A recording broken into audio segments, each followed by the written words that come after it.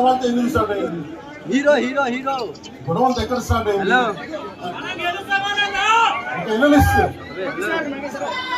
విశ్లేషించే వ్యక్తి ఆయన అంటే నాకు గౌరవం, ఆయన మీద నాకు గౌరవం ఉంది. ఆయన తీసుకుపోయి మీడియాలో మాట్లాడతా అమిత్ షా గారి గురించి మాట్లాడారు. అమిత్ షా గారు నేను మాట్లాడుకున్నామంటే ఆయన ఉన్నారంటే ఆయన కూర్చొని తప్పుడు మాటలు మాట్లాడితే దాన్ని ఖండించి ఆ మీద తిట్టు మాట అంటే మన జన సైనికులు ప్రతి చోట ఏదో కూర్చొని మా కేసులు పెట్టారు కూడా నాకు తెలియదు. తెలిసిన వెంటనే చెప్పాను ఆయన వదిలేనని చెప్పాను.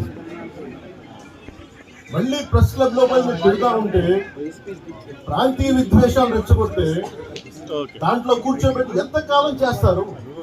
12 సంవత్సరాలు తెలంగాణ వచ్చిన తర్వాత ఇంకా తెలంగాణలో ఉపాధి లేకపోయినా ఏమి లేకపోయినా దానికి ఆందోళన